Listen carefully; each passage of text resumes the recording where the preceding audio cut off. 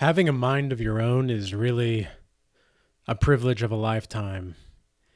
It's so crazy to me to see how many people do not have control or even at least some kind of discipline over their own minds and their behaviors. And it's almost like they have no recourse to organize their lives for initiating a better future for themselves, or they know how to organize their lives to make a better future for themselves, and yet they also carelessly do other things to hold themselves back. And something that I've noticed also just throughout all of my years of working and around different kinds of people and just in different kinds of environments as well, is that it never ceases to amaze me the things that people will do to tickle your ears. Now, on this channel, I am not planning to tickle any ears. This is a channel that works to provide truth. And in fact, it would also be far more counterproductive for me to speak in ways and tongues of idling, of false pleasure providing, than to give you a compelling future, a compelling possibility for a more vivid, zestful life. But in that more compelling, vivid, zestful life, there's going to be some hardship. There's going to be some things that don't make sense. I'm aware of this. And in my recent videos, I've seen a lot of different kinds of comments. It's kind of funny. My subscribers have gone up and down between, like, I've gained some, I've lost some, I've gained some, I've lost some for the past week or so now. And I'm steadily going up. And even though I'm not too worried about the subscribers, it's interesting to see how different messages are instigating certain kinds of behaviors from different kinds of people, and then the comments that are being left as well. And I want to tell you all right now that no one's forcing you to watch this channel. No one's forcing you to listen to what I have to say. But I'm going to do what I'm going to do and say what I'm going to say on this channel, not out of popularity, but because it's too late for me to speak in such a way that is not productive and not challenging your concepts. I think one of the best things that you can do is eliminate as many concepts of reality as you can. Now, that may seem like a oxymoron of sorts, because isn't that kind of a concept to eliminate all concepts? But no, it's not a concept to eliminate concepts. You see, the question that you have to ask yourself when you look around at the world and at yourself in the mirror is, who do you see making an effort? Who do you see putting in the work in their relationships? Who do you see putting in the work to actually make people feel as though they are valued and appreciated for what they do? And who do you see is not trying to do those things, that are trying to use other people for personal gain, that are trying to take what is others? Who can be taken seriously? Who really can be taken seriously? And not just because they're saying things that you don't like. It's who do you genuinely think is worthy to be taken seriously? And then the last question that I like to ask myself is, whose soul is among lions? Because those are going to be the people that I would rather and would want to go to war with. The simp the simp outrage is out of control right now. And I know this is coming out of a little left field here, but at the same time, I think it's far relevant to this particular topic, because I see so many men that are just bending over which way they can to just get a glimmer of this woman's attention. And what you have to realize is that women are not going to even consider you to be taken seriously, because think about it, they have so much more experience when it comes to knowing what kind of guy is worth what, because they're the ones that have all the power right now in the dating market. At least the majority of them do. Whereas the minority of men that are actually striving, that actually have a backbone, they're doing just fine too, because they have the same kind of strategy as the women do. They have option A, they have option B, they have option C, they have option D, they have option E, etc., etc., etc. And if you think that women don't do that, you're freaking crazy. They do. They do. And women, I know you know that this is exactly how you think.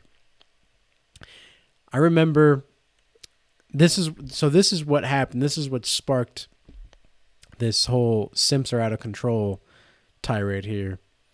It's like, I overheard a woman at the coffee shop talking about how she's got, this guy that is trying to get her attention. Oh, he's in slot 4. What does that mean? Slot 4? Listen more to the conversation casually. Still not really eavesdropping, but they were right next to me, so it's not difficult to listen to what they were saying.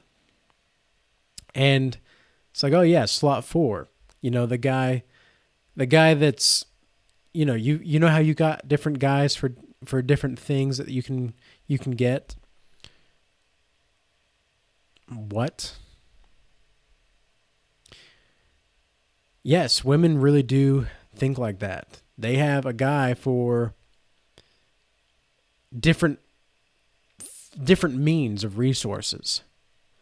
And so women will end up looking at the guy that is actually long-term, thinking about it as like a super salary with a great benefits, dental, health insurance policy.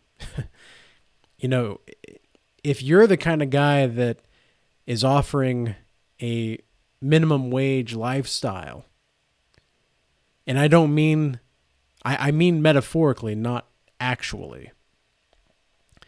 If you do not have game, if you do not have certain kinds of ways to charm, if you do not have any kind of charisma, if you do not have any kind of style, if you do not have any kind of particular morals or values about yourself, you're not even going to get into the interview process.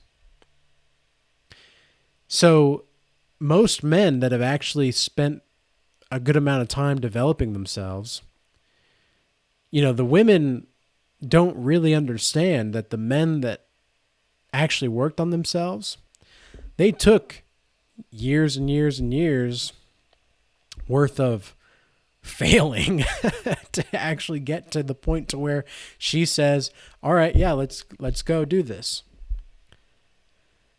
And so when the man actually gets to the point to where he has multiple options, and I'm not saying that you need to have multiple options. I'm just saying that that's possible. That's the possibility right now for you. If you're a person that's self-developed, if you worked to get to that place, whereas a woman didn't really have to work, she's just beautiful, which is great, and God bless her. God bless her for her beauty. But beauty isn't always everything. And so a lot of the times, especially in relationships, it's going to be very challenging for you to know who's actually putting in the work and not.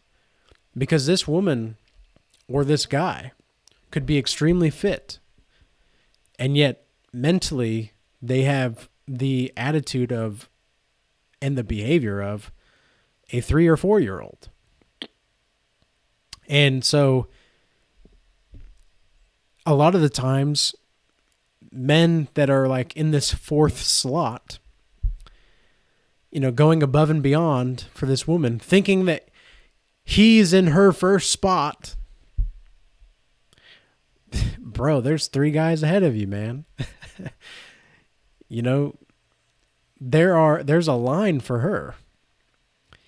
And what you have to do as a man, because you have no other choice, is to work on yourself enough to the point to where you are able to have the line of women wanting to be with you. And let me tell you, within the last year itself, a lot of things have changed in my life. Now, are all of these women that like literally a horde of women that are ready to risk it all, ready to go ahead, are they all worth that to me?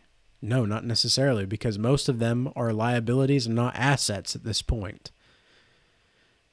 Most of them are going to inadvertently destroy what I've took years to build. And I'm not about to just let that slip, because I have plans. I know that I've organized my life to make a better future for myself. And it took a long time for me to figure it out. And it took even longer for me to go through the pain and the trauma to get on the other side. And it's true that God does transform suffering into a different kind of divine beauty. But beauty is not always exactly what we think it is. Beauty is sometimes being able to sit at a park bench, looking at the mountains, and gazing at the red sunset glistening in the sky, with the clouds bursting with light on the other side. You can notice the little details of the clouds, how it's dark on certain spots, how that red from the sun illuminates the cloud in a certain way, how the sky starts to turn darker and you can see the stars start to twinkle in the sky right at that sunset. That's a different kind of beauty. And when you're able to appreciate that for what it is and just be with it and be aware of it, that's a great feeling. And I love to do that. There's not going to be a time on my deathbed where I think, I wish I didn't spend so many days watching the sunset. Because I'd rather be watching a sunset, enjoying myself, than being with someone that I can't take seriously, being with someone that isn't making an effort, being with people that aren't making an effort, and keeping myself with myself and having a mind of my own. Because a lot of the times the people that are out and about right now in our society, they don't have minds of their own. I thought they were people. They turned out to be NPCs representing an ideology. They are a living vessel of the ideology. They are the ones that are possessed by the idea. They are not the ones that have ideas.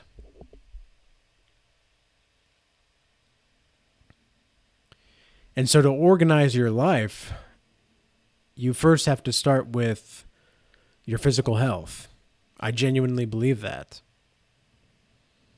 Because if you don't have your physical health on point in some way, then it's going to be very difficult for you to actually create something more, to understand the value of being in physical health and physical shape. And a lot of these guys are just not taking care of themselves. And I don't think they understand that corn is not an addiction. And when I say corn, you guys know what I mean. I won't say it necessarily on this this channel because I don't want to make the algorithms angry. But a lot of the times people think corn is an addiction. I don't think it's an addiction necessarily. I think it's a dopamine. Well, I'm not sure how to describe it. It's because I was able to stop watching corn like that. Like I just made the decision. I remember I was watching it and I thought to myself, this is freaking weird. Like I'm watching people do it. This is weird.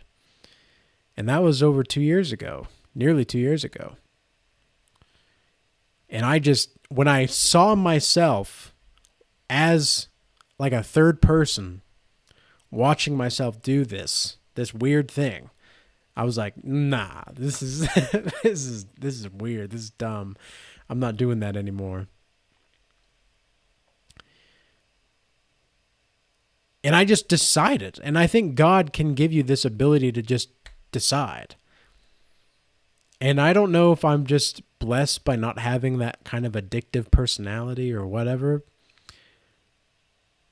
Because I know in my consultations, there are people that have a very challenging time. And I understand the desire. But at the same time, it really comes down to self-awareness. How self-aware really are you? Are you taking yourself seriously? Are you making an effort in your life to steer yourself away from these silly things? Is your soul among lions doing those kinds of things? No, absolutely not. How could you take yourself seriously by doing that kind of thing? And so a lot of the times on this path, you're going to realize that you just have to suck it up and move the fuck on. Who cares? Who really cares? No one really cares. So just work harder. And that's the cold, hard, bitter truth. People don't care about what you are doing yesterday or the week before or 2 weeks ago or a year or 2 years or last 10 years ago. They care about what you're doing now and where you're planning to go and what you're doing to get there.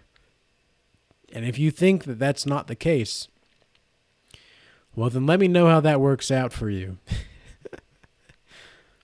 Let me know how that works out for you. Because I have plans, and I've updated my goals for the next 10 years. I have a 6-month goal. I have a 12-month goal. I have a 1.5 to 2 year goal. I have a 3-year goal, a 5-year goal, and a 10-year goal. And do I know if I'm going to achieve all of those? I'm going to do my best to. But if I need to readjust along the way, then that's what I'm going to do. You know, it's like Jordan Peterson says, you stumble toward the light. Because at least you have a frickin' direction. And a lot of the times, the people that do not know how to organize their life and do not have a mind of their own, they don't have direction. And so that's what I'm here to do, is to provide an everlasting change of awareness to give you direction in your life. And that's what I'm hoping these videos are accomplishing. And at the end of the day, that's what my goal is to empower you to prosper with the truth. Now, you can do what you can and do what you would like after you receive this information. But if you know the truth and you refuse to act in accordance with it, there will be consequences. Make no mistake. So with that being said, I hope this message was useful and insightful. And until next time, peace be with you.